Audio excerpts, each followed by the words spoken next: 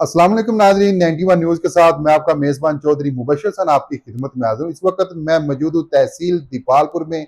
मेरे साथ मौजूद है जानी पहचानी शख्सियत जो किसी की तौरफ के मुताज नहीं, जो 24 घंटे जो अवाम की खिदमत के लिए हाजिर बैठे हैं। डॉक्टर कलीम यासीन वट्टू साहब मेरे साथ मौजूद हैं, चाइल्ड स्पेशलिस्ट। अस्सलाम वालेकुम सर। वालेकुम सलाम। सर क्या हाल है, ठीक है आप? अल्हम्दुलिल्लाह। अच्छा सर, मौसम चेंजिंग की वजह से बच्चों में खांसी, नज़ला, जुकाम, बुखार और गले की खराश, ये इसके तदबीर क्या आप बताएं इनके इनसे बचने के लिए।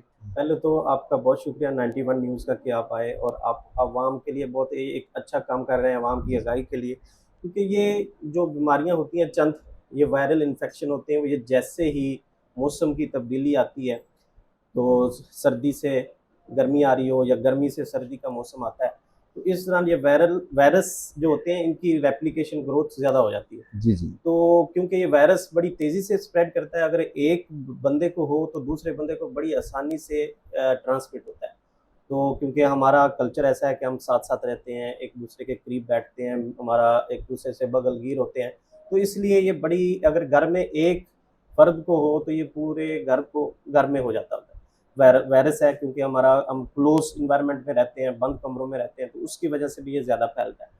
तो इससे जैसा आपने पूछा कि इससे बचा कैसे जा सकता है? बचने का सिंपल और सादा हल यही है, जैसे हम किसी भी वायरस से बचते हैं, सिंपल ये, जैसे आपने देखा पिछले दिनों कोरोना वायरस था, तो हमने उससे बचने का तरीका लोगों को लोग बड़े यूज़्ड टू हैं और बड़ा उनको जी जी। इल्म है कि कैसे बचा जा सकता है जी वायरस जी। के।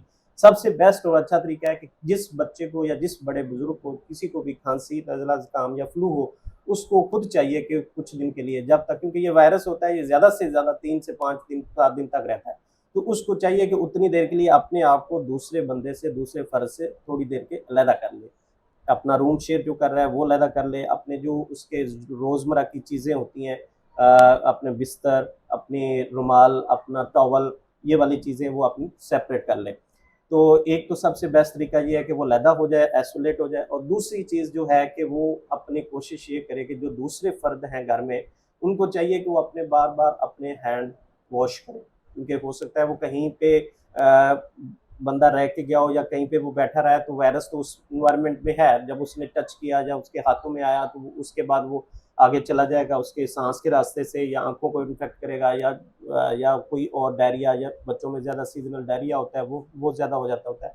तो इसलिए बेस्ट है कि बच्चे या बड़े, उनको चाहिए कि दूसरी चीज़ ये है कि अपने हैंड जो हैं ये बार-बार वॉश करें, ठीक है? तो तीसरी चीज़ ये है कि उनको चाहिए कि इस जो सीज़नल वायरल इन्फेक्शन है बच्चों में, ख़ास तौर पे नज़ला, ज़ुकाम, खाँसी, इनमें तीसरी चीज़ जिससे हम बचा सकते हैं, वो एक चीज़ वैक्सीनेशन है। क्योंकि ये एक वायरस है जो कि नज़ला से कम करता है, इसकी वैक्सीनेशन भी अवेलेबल है। तो जिसको इन्फ्लूवैक के नाम से वैक्सीन आती है, तो वो भी आप लगवा सकते हैं, ताकि इसको वायरस से बचा जा सके। अच्छा सर, ये जो थैलीसीमिया बच्चों में बड़ी तेजी से फैल रहा है, काफी जो बच्चे थैलीसीमिया का शिकार हो चुके हैं, इसके बचाव के लिए कोई एहतियाती तदबीर आप बताएं। जी, जी, बिल्कुल। थैलेसीमिया ये बेसिकली एक जेनेटिकली ट्रांसमिटेबल डिज़ीज़ है, जो कि अगर माँ माँ या बाप में हो, तो उनके बच्चों को चांस होता है कि ये उनमें आ जाए। जी तो जी। इसके एक अगर माँ और बाप जो हैं वो थैलेसीमिया के कैरियर हैं, इसकी मुख्तलिफ फ़ॉर्म होती हैं, एक थैलेसीमिया मेजर होता है और एक माइनर होता है। जो मेजर होता है वो खतरनाक होता है। उससे ये होता है कि उसमें उसमें बार-बार बच्चों को ब्लड लगाना पड़ता है, और वो बड़ा अर्ली एज पे बच्चे प्रेज़ेंट कर जाते हैं। बड़ी अर्ली एज पे उनको खून की लगाना पड़ जाता है, 3-4 महीने, 6 महीने की उम्र से। एक दूसरा इसका होता है माइल्डर फ़ॉर्म, जिसको थैलेसीमिया माइनर बोलते हैं हम। ये वाली फ़ॉर्म जो होती है, ये आमतौर पे पोशीदा हालत में होती है बच्चों में भी, बड़ों में भी, जो कि कभी पहले पता नहीं चला होता, ठीक है? वो थैलेसीमिया माइनर के कैरियर होते हैं माँ-बाप। तो माँ और बाप जब थैलेसीमिया माइनर के कैरियर होते हैं, उसकी वजह से उनके बच्चों में थैलेसीमिया मेजर हो जाता होता है। इसका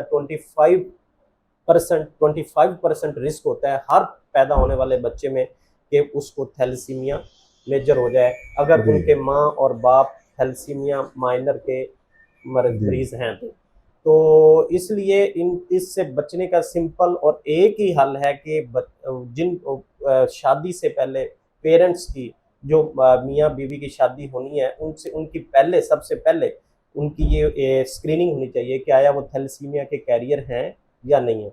अगर उनमें से अगर एक बंदा भी कैरियर है, उनको चाहिए कि वो अगर तो वो शादी उसमें वो शादी खानदान में या जिस फैमिली में थैलेसीमिया माइनर है उसमें ना करें।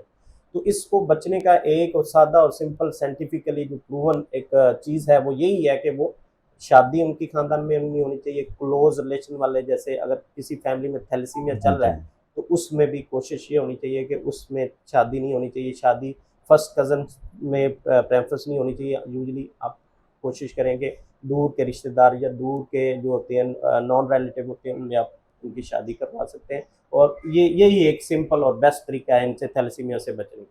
अच्छा डॉक्टर साहब, ये जो थैलीसीमिया की बीमारी है, ये एक बच्चे से दूसरे बच्चे में मुंतकिल हो सकती है या नहीं? हाँ, नहीं, ये बहुत अच्छा सवाल है। लोग क्योंकि ये हमारे से पेरेंट्स भी यही सवाल करते हैं कि हमारा इस ये बच्चा है तो उसको ये हो जाएगी कि नहीं।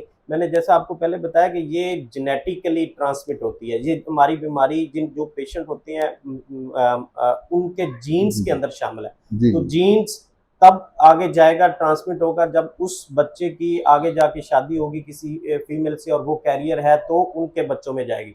ये साथ बैठने से, साथ खाना खाने से, साथ खेलने से बच्चों में ये एक दूसरे से ट्रांसमिट नहीं होती। जी ये जी। बेसिकली जब मैंने आपको बताया कि ये जीन्स के अंदर शामिल है और जीन जब ट्रांसमिट होंगे एक बच्चे से अगर पेरेंट्स से बच्चों में तो तब ये ट्रांसमिट होगा।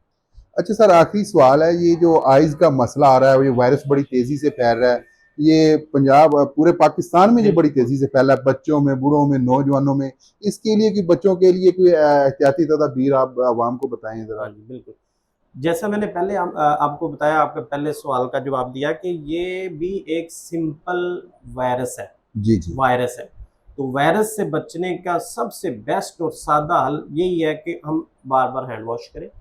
और हैंड इसके अलावा अगर बच्चे को या बड़े को जिसकी आँख ख़राब है, उसको चाहिए कि वो अपने आई सनग्लासेस का इस्तेमाल करे। अपने आँख को बार-बार टच ना करे। टच करने के बाद अगर टच कर रब करने की ज़रूरत पड़ती है तो उसको चाहिए फ़ौरन हैंड वॉश करे। और अपने कोशिश करें 5 से 7 दिन जब तक ये वायरस ट्रांसमिट होता है एक से दूसरे में, उस दौरान थोड़ा-सा बाकी बच्चों से अलहदा रहे। अगर बच्चे हैं तो बच्चे अगर स्कूल जा रहे हैं तो उनको चाहिए कि स्कूल उन दिनों 5 से 7 दिन जितने दिन बच्चे की आइज़ ख़राब है, उन पेरेंट्स को चाहिए कि उतने दिन स्कूल बच्चों को ना भेजें, उनको घर में रखें ताकि एक पूरी क्लास में ये ना फैले। और घर में भी कोशिश करें कि एक बच्चे को है तो दूसरे बच्चे को उससे अलहदा कर दें, उसके रोज़मर्रा की जो भी चीज़ें हैं, वो कुछ दिन के लिए अलहदा सेपरेट कर दें। और जब वो दूसरे बच्चे अगर सपोज़ खेलना शुरू भी कर भी देते हैं उसके साथ या खेलने की कोशिश करते हैं या उसके साथ करीब जाते हैं तो उनको चाहिए जब उससे अलग आएँ तो हाँ, अपने हैंड अच्छी तरह वॉश करें।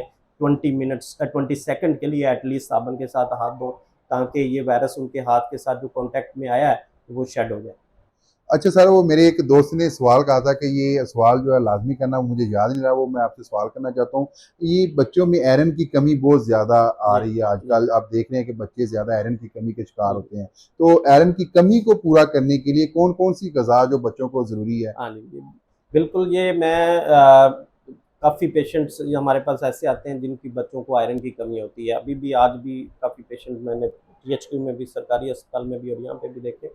तो ये आयरन की डेफ़िशिएंसी हमारे इस दीपालपुर में मैं पिछले 5 साल से इधर यहाँ प्रैक्टिस कर रहा हूँ तो काफ़ी ज़्यादा देखने में मिली है मुझे। उसकी सिंपल एक उसकी वजूहात काफ़ी ज़्यादा हैं। जो ज़रूरी हैं उनमें ये होती है कि बच्चे ज़्यादातर जो है एक तो ये हमारी न्यूट्रिशन, ठीक है? खुराक। खुराक में हम उतना आयरन नहीं खा रहे होते जितना कि बच्चे को ज़रूरत होता है। जी, बिल्कुल। बच्चे को क्योंकि बच्चे को बड़े बंदे से ज़्यादा चाहिए होता है आयरन, ठीक है? उसकी वजह ये है कि एक तो उसकी अपनी डेफ़िशिएंसी को पूरा करने के लिए और एक उसकी अपनी, क्योंकि बच्चा तेज़ी से ग्रोथ कर रहा होता है तो उसको जितनी तेज़ी से वो ग्रोथ करता है उतनी तेज़ी से उसको ये न्यूट्रिशन की ज़रूरत होती है। अगर ये न्यूट्रिशन हमारे खुराक फूड में शामिल ना हो तो उस चीज़ की डेफ़िशिएंसी हो जाती है। तो आयरन की डेफ़िशिएंसी की जो मोस्टली कॉमनली देखा गया रीज़न्स होती हैं कि सबसे ज़्यादा जो है, जो कि बच्चे माँ का दूध नहीं पीते, पहली बात। दूसरी चीज़ जो ये है कि बच्चे जो ज़्यादा गाय-भैंस का दूध पीते हैं, काऊ मिल्क पे होते हैं, काऊ मिल्क बच्चे यूज़ कर रहे होते हैं और दूसरा वो डाइल्यूटेड काऊ मिल्क यूज़ कर रहे होते हैं, पतला उसमें पानी मिक्स करके यूज़ कर रहे होते हैं। तो ये भी एक बहुत बड़ी वजह होती है। जी तीसरी चीज़ जो होती है वो हम बच्चे की अर्ली वीनिंग स्टार्ट नहीं करते। वीनिंग मीन्स कि हम बच्चे को जल्दी ये सेमी सॉलिड, सॉलिड चीज़ों पे लेके नहीं जाते। अगर बच्चा हमारा दूध पी रहा है तो वो साल-साल तक दूध ही पीता जाता है। तो इस वजह से भी ये आयरन डेफिशिएंसी आती है। तो बेहतर है, बहुत बेहतर है कि आप जैसे ही बच्चा 5 से 6 महीने की उम्र में जाए, उसको कोशिश करें कि उसको लगाएँ साथ-साथ कि वो छोटी-मोटी चीज़ें जो घर में होती हैं, दलिया, सेरेलैक, जो भी सूजी का हलवा, कस्टर्ड, साबूदाना जो भी घर में बन सकता है, तो उसको ऐसी चीज़ें उस पे लेके जाएँ, ताकि उसमें उसके अंदर आयरन शामिल होता है, ताकि बच्चे को बढ़ती हुई नशो-नुमा के लिए उसको साथ उसकी आयरन की ज़रूरत को भी पूरा करें। क्योंकि दूध में जो हम काऊ मिल्क यूज़ करते हैं, उसमें दूध में आयरन की मिक़दार बहुत कम होती है और जो वो आयरन दूध के अंदर होता है, वो भी इतना कम होता है, ऊपर से दूध में होने की वजह से उसकी एब्ज़ॉर्प्शन बच्चों के पेट से जज़ब नहीं हो रहा होता। तो जब जज़ब नहीं हो रहा होता, तो वो और कमी हो जाती है। जी इसलिए इसका बेहतर है तो या तो जैसे मैंने आपको कहा उसकी अर्ली वीनिंग स्टार्ट कर दी जाए, बच्चे को वीनिंग 5 से 6 महीने की उम्र में उसको सेमी सॉलिड चीज़ों पे लेके जाना चाहिए और दूसरी उसको जैसे-जैसे बच्चा और उसका हमें जब सेमी सॉलिड चीज़ें स्टार्ट करते हैं, उस दौरान कोशिश करें कि उसका दूध की मिक़दार थोड़ी-थोड़ी कम करते जाएँ, सेमी सॉलिड चीज़ें जो घर में बन सकती हैं, वो उसको बढ़ाते जाएँ। ये बेसिकली ये कोई ज़्यादा इतनी एक्सपेंसिव चीज़ें नहीं होती, ये बेसिकली हमारी लैक ऑफ एजुकेशन है, लोगों को पता नहीं है कि किस चीज़ में आयरन है, किस में नहीं है। तो वो जी ज़्यादा कोशिश लोगों की ये होती है कि वो दूध को एक बहुत अच्छी ग़िज़ा समझा जाता है।